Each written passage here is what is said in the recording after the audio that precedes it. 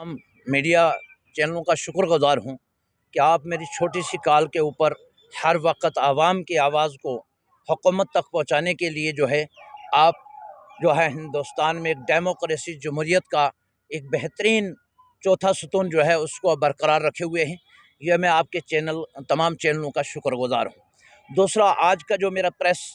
Note देने का social activist होने के नाते, रियासत जम्मू कश्मीर के अंदर आपने देखा होगा कि कुछ दिन पहले कठुआ के अंदर मखनदीन को घर से उठाकर पुलिस ने ज़ेर हिरासत रख के उसको टार्च करने के बाद उसकी डेथ हो गई। उसके बाद रियासत जम्मू कश्मीर के 3 नौजवान घर से उठा लिए गए, जो गुजर कम्युनिटी से ताल्लुक़ रखते थे, बकरवाल बरादरी से थे। और इसी तरह आप ये देखें कि 18 रजौरी के अंदर अमवात हो गई। और उसके बाद और भी कश्मीर के अंदर शुपियाँ के अंदर ना जाने कितने हमारे नौजवान बच्चे, औरतें और मर्द रियासत जम्मू कश्मीर में मौत के शिकार बन गए। लेकिन इस वक्त तक रियासत जम्मू कश्मीर की सरकार हो, एलजी हुकूमत हो या केंद्र सरकार हो, मैं पूछना चाहता हूँ अपने मुल्क के वज़ीर आज़म से, क्या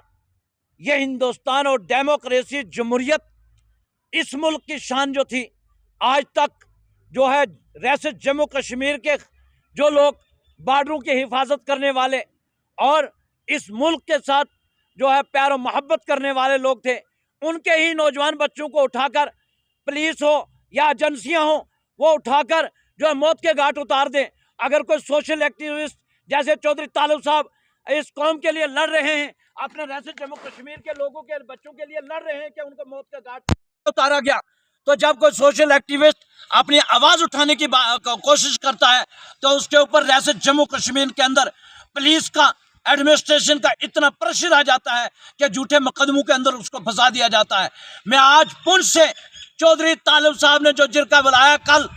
मैं उसके हमायत के लिए तमाम रजौरी और पुंछ और रियासत जम्मू कश्मीर के आवाम से ये पुरजोर अपील करता हूँ कि चौधरी तालिब साहब की आवाज़ में लब्बैक कहते हुए उस जिरगे के अंदर शामिल हों। रियासत जम्मू कश्मीर का चाहे पहाड़ी हो, चाहे गुजर हो, चाहे सिख हो, चाहे हिंदू हो, जिसके साथ भी ज्यादती होगी, हम उसके साथ, ये गुजर कबीला हमेशा खड़ा रहा है और हम किसी के साथ भी नाइंसाफ़ी कभी बर्दाश्त नहीं कर सकेंगे। क्यों कि हम सब मिलकर इस हिंदुस्तान के शहरी हैं और हिंदुस्तान के अंदर हिंदुस्तान के रहने वाले हैं, और हम चाहते हैं कि यहाँ कानून का अख्तियार बालादस्ती कायम होनी चाहिए। जो इस वक्त हमारे 3 वो नौजवान जिनकी डेड बॉडी 1 महीने के बाद मिली हैं, और वो भी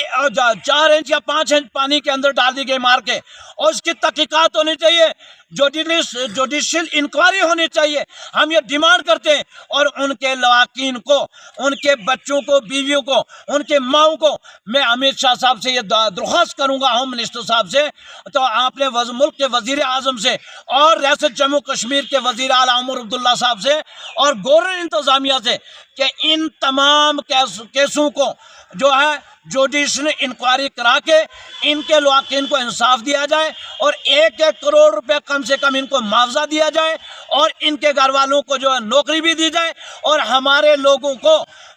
कोई आज के दौर में मिलिटेंसी के नाम पे हमारे लोगों को ज़बह ना किया जाए। हम मिलिटेंसी के ख़िलाफ़ हैं और ना मिलिटेंसी हम चाहते हैं। हम इस मुल्क के शहरी हैं, हिंदुस्तान के साथ हम अपनी जानें दे देंगे, लेकिन हिंदुस्तान के अंदर आँच नहीं आने देंगे। लेकिन हमारे नौजवानों को इस तरह ज़बह ना किया जाए, मौत के घाट ना उतारा जाए। और दूसरा हमारा मकसद ये है कि जो वक्फ बोर्ड तरमीमी बिल आज लोकसभा और पार्लियामेंट के अंदर पेश किया जा रहा है, हम ये अपने मुल्क के वज़ीर आज़म से क्या देना चाहते हैं और होम मिनिस्टर साहब से क्या देना चाहते हैं। इस हिंदुस्तान को आज़ाद करवाने के अंदर हमने हिंदू, मुसलमान, सिख,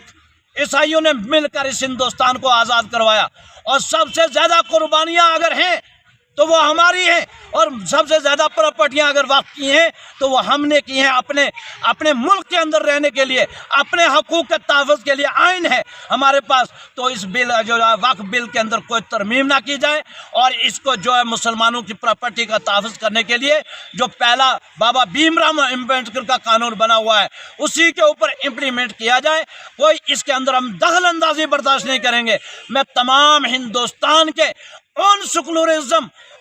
لوگوں سے، وہ سکھ ہوں، ہندو ہوں، مسلمان ہوں، ہم ان سے اپیل کریں گے کہ وہ اس وقف بل کے خلاف جو ہے اپنی آواز بلند کریں، تاکہ یہ بل جو ہے پاس نہ ہو سکے، اور مسلمان قوم کا، سکھ قوم کا، عیسائیوں کا جو ہے ہم سب مل کر ان کے جو ہمارے گردوارے ہیں، مسجدیں ہیں، مندر ہیں، تاکہ اس کی حفاظت کر سکیں۔ یہ انگریزوں کے کل بھی غلام تھے بی جے پی والے، اور آج بھی غلام ہیں۔ یہ ہندوستان میں ایسے ہی ڈرا کر حکومت کرنا چاہتے ہیں۔ میں عوام سے یہ کہہ دینا چاہتا ہوں کہ ہندوستان صرف ڈیموکریسی، جمہوریت ہمارا ملک ہے، اور اس کو آئین کے ساتھ جو ہے اس کی بالادستی قائم رہنی چاہیے۔ اور اس ملک کے اندر جو نفرت کا بیج بویا گیا ہے وہ صرف 3 آدمی نے بویا ہے، وہ یوگی جی نے بویا، امت شاہ نے بویا، اور مودی جی نے بویا۔ اگر مودی جی یہ کہتے تھے کہ سب کا ساتھ، سب کا وکاس اور سب کا ساتھ ہے، تو کہیں ایک عید بنا دیں مودی جی، جہاں مودی جی جا کے مسلمانوں کی عیدگاہ میں مبارکباد دینے کے لیے کھڑے ہوئے ہوں آج 10 سال میں۔